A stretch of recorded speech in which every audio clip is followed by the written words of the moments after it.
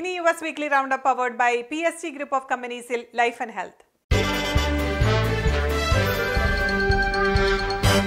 Hello everyone, I'm Dr. Vadakara and welcome to Life and Health. In today's Life and Health, we are going to discuss about hypothyroidism, a very common problem which is particularly seen among women over 50 years. In majority of cases, treatment for hypothyroidism is for lifetime. However, fortunately, the medications are readily available today and they are very effective and safe. It is my pleasure to have Dr. Mary Barsandi, who is not only an internist, she is also an infectious disease specialist and a pediatrician from Loyola Medical Center, Chicago. Dr. Mary, it's a great honor to have you in today's Life and Health. Welcome. Thank you so much. It's a pleasure to be here.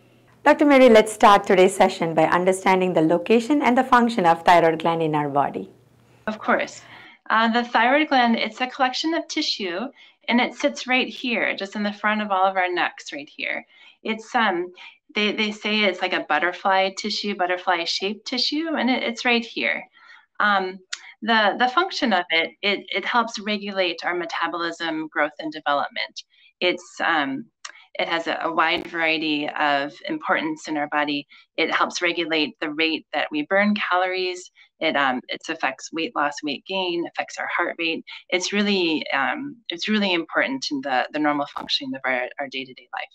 Yeah, you're right, doctor. It is also known as butterfly-shaped gland. So as we all know that there is hypothyroidism and hyperthyroidism. Since our topic of discussion is hypothyroidism, let's discuss more about the types of hypothyroidism. Sure. So overall, hypothyroidism means that your body doesn't have enough of the thyroid hormone to help with all your normal body functions. So the two main types that we typically think of, the most common one is called Hashimoto's disease. And so Hashimoto's is an autoimmune condition where your body is almost attacking your thyroid gland and preventing it from functioning normally. And this is a condition that is relatively common, much more common in women than men. I believe about 5 times more common in women than men. And that's the one that we often think about. The other common one is called just thyroiditis. And that's a general inflammation of the thyroid gland. And that can be caused by medications. It could be caused by a viral infection, other organisms, other infections. But overall, less common than Hashimoto's. Normally, when we do our annual evaluation or our blood test, we see acronyms such as like TSH, T3, T4, etc. Could you please explain what does these tests indicates? Sure. So the TSH is the thyroid stimulating hormone, and that's one of the basic tests that we do for a thyroid disease to evaluate for it. So the TSH, the hormone, comes from the pituitary gland, and that pituitary gland is actually a gland kind of at the base of the brain, kind of between the eyes, and that TSH hormone signals your thyroid. So it's a signal mechanism to the thyroid gland here. Which the thyroid gland itself produces that T3 and T4. So there's a mechanism of signals back and forth with our body, and based on the levels of T3 and T4 in the body, if the levels are too high, that sends signals back to the pituitary gland to help regulate that TSH hormone. So there's a constant interchange between those hormones to try to keep everything in balance. Doctor, as I mentioned in the intro, females are mostly affected by this disease. Like all disease, there is signs and symptoms that may vary among each individual. So what are some of the common observed signs and symptoms of this disorder? Sure. The most commonly, hypothyroidism, we notice probably right off the bat, weight gain, obesity. You can have a lower heart rate, fatigue, constipation, muscle weakness, muscle aches, swelling of extremities. Sometimes hair loss can be notable. Even mental status changes, so some maybe even confusion, some memory loss, depression even can be a sign of hypothyroidism. For women, they can have changes in their menstrual cycles. And also some people feel cold much more easily. So as you can see, there's it really affects the whole body. Just now, you talked about the obesity as one of the signs and symptoms of hypothyroidism. What are some of the healthy diet habits that would help us to prevent hypothyroidism? Well, one main thing that we have to be aware of is that thyroid gland needs iodine, actually. It's a mineral that's essential to the production of thyroid hormone. So that's one thing that we need to have. And that's something that's found in most table salt, iodinized table salt, and some seafood. So one thing we need to do.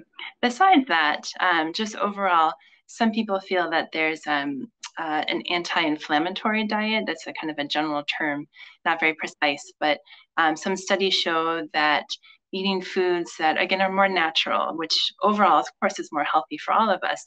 Again, things like more fruits, more vegetables, whole grains, healthy protein sources, and a diet that has, not too many refined sugars, processed food, processed meats. So if we're having a diet filled with things like that, there are some studies that show that people have a possibly lower inflammatory markers. If you do blood tests for markers of inflammation, those can be a little bit lower for somebody that has such a healthy diet like that. So, again, these are things that we're in the process of learning, and we'll learn more as time goes on. But overall, I would definitely recommend a diet similar to that. Thank you, Dr. Mary, for answering all the questions regarding hypothyroidism. I hope this session was very informative, and thank you so much for your time with us on Life and Health. Great, thank you so much.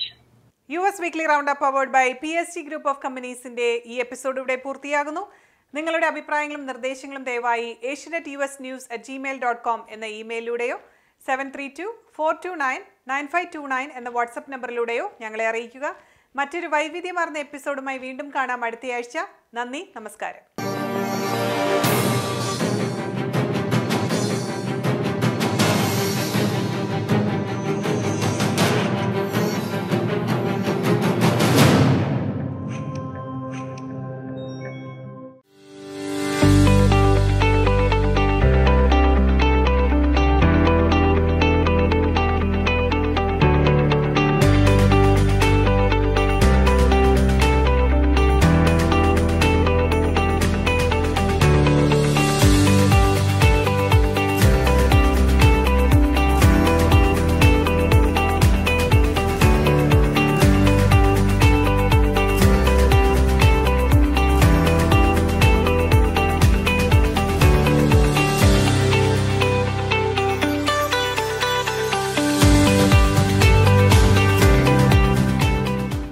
Griffey's Law Firm, Chicago. Trusted name for work injuries and personal injury cases, wrongful death cases and much more. Ensuring aggressive financial results. Attorney Stephen Griffey's. Serious lawyer for serious cases. We want a long-term relationship with you. Call us 312-855-0511. Griffey's Law Firm Limited. www.griffeyslaw.com